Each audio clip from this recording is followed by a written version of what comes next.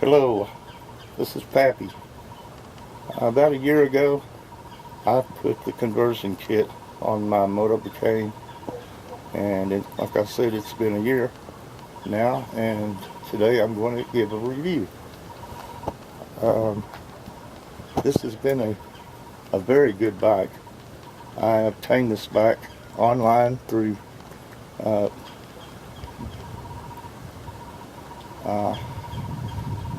I can't remember, Bikes R Us or Bikes U.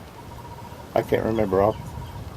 I'll refresh my memory when I edit the video.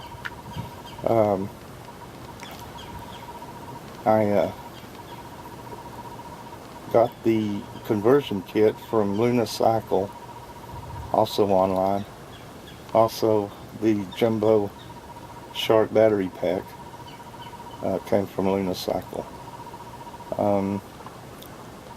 This bike has been trucking without any problems at all, other than the initial problems I had when I first assembled the bike. The one thing that you want to check real closely if you get one of these Magic Pi version 5 kits is the spokes. My first ride out, after about 5 miles, started making this awful noise, and what had happened is about 6 of my spokes had completely backed out of the nuts, so I had to come back home, take it all back apart, fish those nuts back out, put the spokes back in. When you get the kit, they send a couple of extra spokes with the kit, and I thought, well, I guess that's the reason why. So then I got those put back in, treated them up with some Loctite, try to make sure that wasn't going to happen again. Went on about another 20 or 30 miles and noticed a squishing noise, or kind of like I thought maybe the chain was rubbing up against something, but it made the noise whether I was pedaling or not. Come to find out, none of the spokes had been torqued down. I mean, none of them. So I went through and totally went all the way around the wheel, tightened up the spokes, and after that I haven't had any problems. Not one. The bike is pretty quick. It'll outrun any of the dogs that we have in the neighborhood. It goes about 30 miles an hour, and that's plenty fast for me. I don't want to go stupid fast. For a bike, 30 miles an hour is plenty for me. It gets me where I want to go. I have emphysema, so I kind of need the assist. I try to get as much exercise as I can. I let the motor do some of the work and I do the rest. And I try to do as much as possible without getting myself into trouble. You know, a ride into town is about 6 miles one way, and I can make that trip effortlessly, and doesn't seem to take very long either. A bike ride is actually pretty pleasurable. You see a lot more and experience a lot more than you do when you're riding in a car or a truck in my case.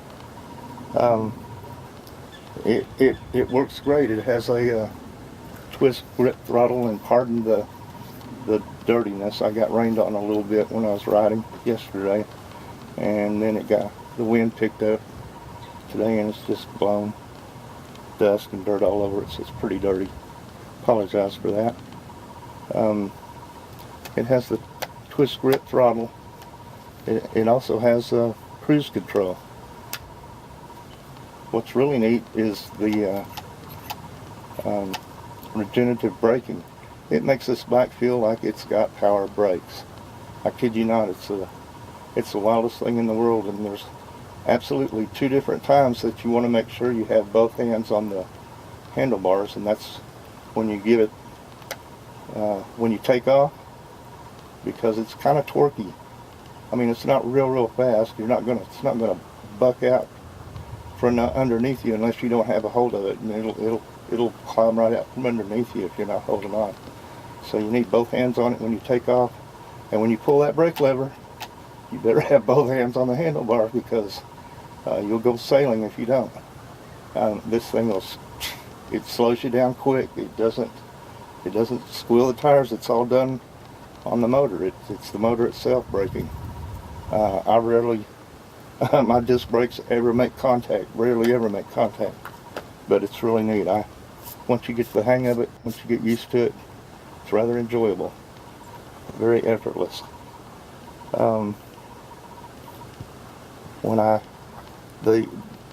The bike came with a 8-speed cassette, and I had to change that out to a freewheel. The Magic Pi doesn't accept the cassette. You have to go with the freewheel. And I was a couple of teeth off on the high end of this compared to the original. So, I mean, after I made the conversion, I only had to make a slight adjustment, and I have no problem. It's just great, just like it did before. The hardest part about the kit was getting the correct spacing on the disc brake, or on the brake disc. What I had to do to get the correct spacing was to go to the hardware store, and I got 5 number 10 flat washers to go behind the disc between the hub motor and the brake disc on each bolt hole. So 6 bolts, total of 30 washers, 5 washers behind each, and that brought it out to the correct spacing.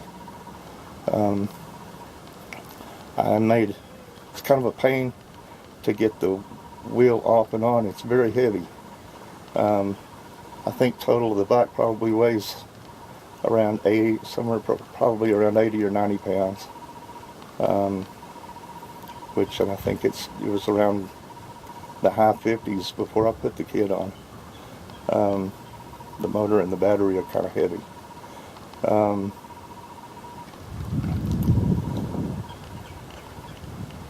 Anyway, it kind of feels, without the motor assistance, it kind of feels like you're pedaling an exercise bike, in a way. Unless you start going downhill, and then that weight gets your momentum going, and it just makes everything feel real effortless. But once you apply the motor, it definitely makes everything effortless. But you can feather it out and give it as much or as little as you want. So like I said, you can assist this thing as much as you want, or you can let it do all the work if you want, or you can do all the work if you want. That's what's so cool about it. Like I said, it's kind of a pain to get the rear wheel off, so I took measures to make sure that hopefully I don't have any flats. Before, when I put it together, I put an extra thick tube. I put a liner, one of those slime thick liners that go between the tire and the tube, and then I filled that heavy duty thick tube full of slime. So hopefully, knock on wood, and so far so good. Now I'm going to do the same thing to the front wheel, but I thought I would wait until I had my first flat to do all that. I mean, why fix it if it works? So I have the stuff ready to go when I have a flat, but I haven't had a flat yet. Miraculously, I have not had a flat, and I've put about 1,000 miles at least. I haven't added it up yet, but I know I've gone over 1,000 miles over this past year. I've replaced the seat. This little narrow seat was a little uncomfortable for me, so I put a larger and more plush seat on it. I put some flatter, I took the bear cage pedals off and put some flatter, lighter pedals that I like pretty good, wider. I changed the handlebars out a couple of times. So I got a high-rise bar the first time, but it just wasn't quite high enough. I don't like being leaned over. I would rather sit upright, kind of like I did on my Eliminator bike when I was a kid. That's how I like to feel when I'm riding. So these handlebars work great. I'm up in the position that feels comfortable. I can maintain that position for hours. I've taken 3 and 4 hour rides on this a lot. It gets taxing after a while, but to go that long and that far, it's pretty good for a bike. I put a front fender to try to keep stuff from getting up on the battery. This is where the battery goes. I've got it powering a camera over here at the moment. It's been a great battery. It charges up every time, and I haven't noticed any over the past year any slack or any less power that comes from the battery. So overall, would I recommend this? Yes, I would. There's pros and cons between that and the mid motor. The mid motor is kind of a high maintenance. You have to. It's rather abusive to the drivetrain.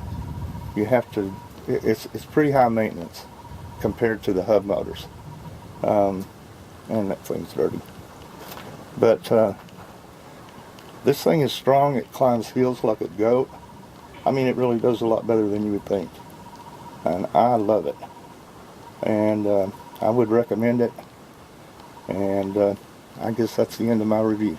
If you have any questions or any discussion, feel free to leave a comment. Please like and subscribe to my channel. You'll be seeing more reviews and hopefully more adventures. And this is Pappy. I'll see you on the next video. Snap.